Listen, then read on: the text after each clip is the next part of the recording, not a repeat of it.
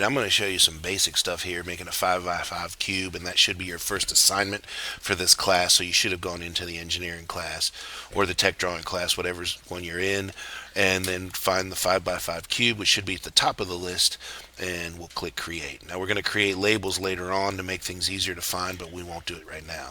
So just click create, and it should create you should get the screen that comes up like this.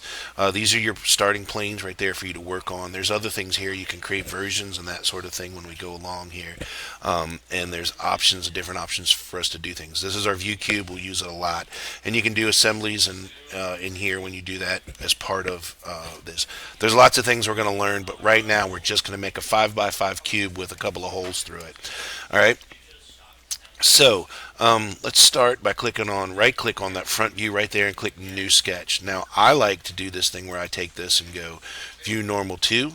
So I'm going to view normal to that plane right there, and I'm going to make a cube. And to do that, I'm going to come to this drop down here, and you can do a rectangle. You notice here you can hit G on the keyboard to quickly get around it, or you can do R for rectangle. So those are your hotkeys for it. But I'm just going to click it right now, and I'm going to click the origin points because everything has to be attached to the origin point, right? That makes sure everything's concentric. And I'll just draw this in here. See, it's at the bottom it does that. I can just type in 5 and hit enter, and it makes that 5. Or I could go in here and do a dimension and say I want this dimension right here, that to be 5. I can do that, right? The other thing you can do is let me back up a little bit. So I can put this in here. I've drew this. I just entered into it. And I'll just click on this right here, put that in, and make that 5. All right. I'll do the drop down right here. This drop down tells us what all our constraints are. I'm going to do equal constraint and say that this one and this one are equal to one another. Okay. I'm going to finish that sketch because it was completely black. That's what I want to do. And now I want to go to this part right here. I'm going to click extrude. So this is the next function. So I created the sketch. Now I'm going to extrude that sketch. I want to extrude it equally on each direction. I'm going to do symmetric, and I'm going to make it a 5-inch cube right there. So and I'm going to make sure that it goes in both directions equally, and it should be fine now. So when I check that, that should have worked, but I don't know why it didn't. So I'll click here, click extrude. I want to go this direction. I want to go 5, and I want it to be symmetric. And through all, I want to add the solid surface direction. Nope. Oh, I had to click it itself. Click that right there and go 5 in each direction. All right. I'm still learning a little bit about this. I'm not great at it yet, but we'll get there. All right, so I'm going to finish that sketch, right? And there's my cube the way I want it to be. I'll right-click on this surface again, and I'm on this surface and click New Sketch. And I'm going to do, once again, click View Normal to so I can look straight at it.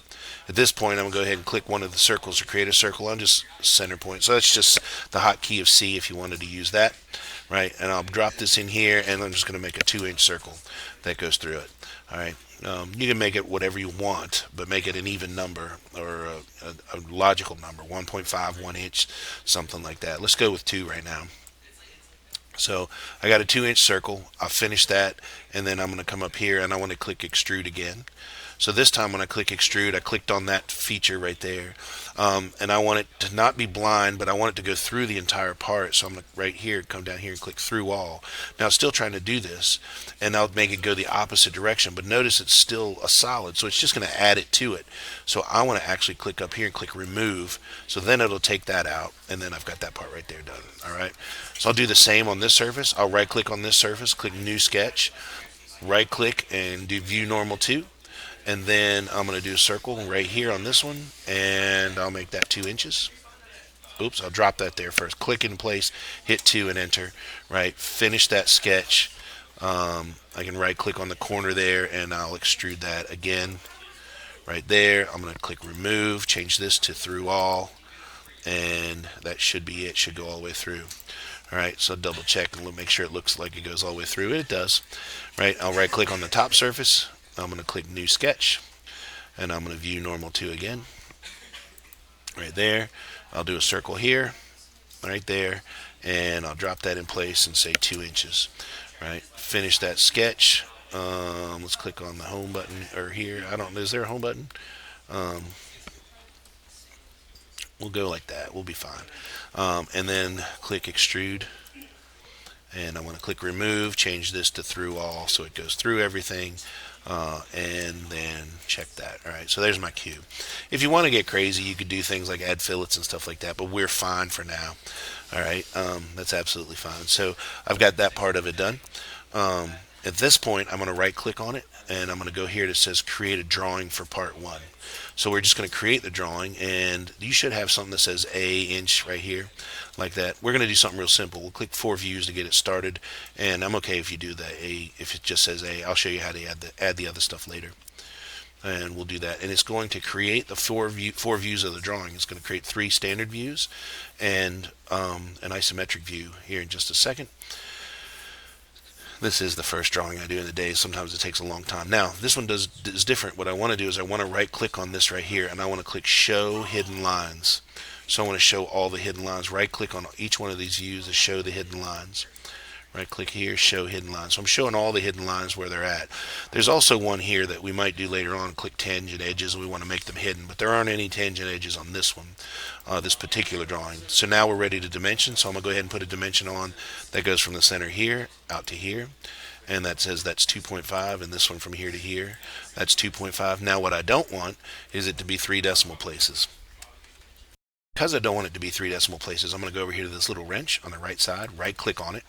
I want to make sure that it's inches. I definitely want the period as the decimal place, and my precision. And you would use something, sometimes a comma. A comma is used in other countries that use metric, and in some places in Europe.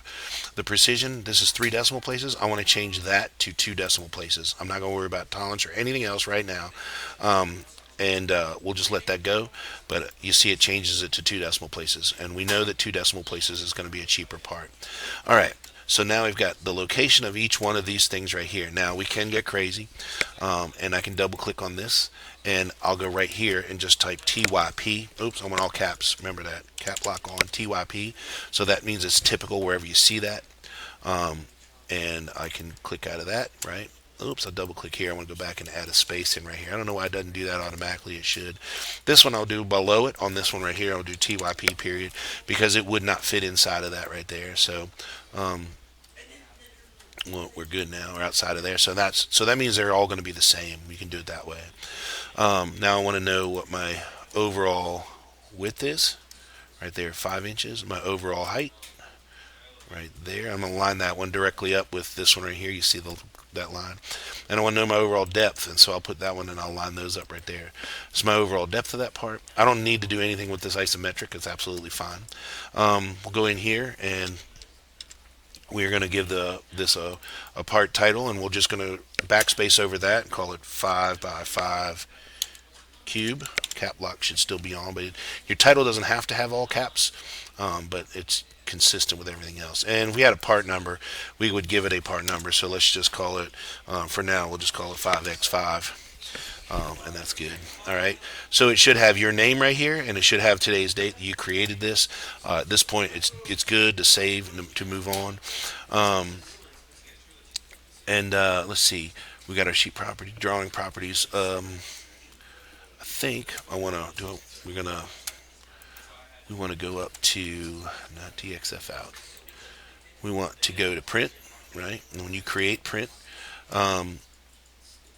this right here should give you the options of how you're printing this thing, and it does create a DX PDF file is what I meant. It'll create that PDF file. Now, a lot of times you're going to want to download this file so you can submit it in Schoology or whatever, or you could just go ahead and print it if you have that opportunity, right? So, but you definitely want to save that or print that, create the PDF file. Now, back in here, this automatically saves this, so when you're done with it, you're finished, and then you just can kind of close it. It saves it up on the cloud. All right, that's a good start.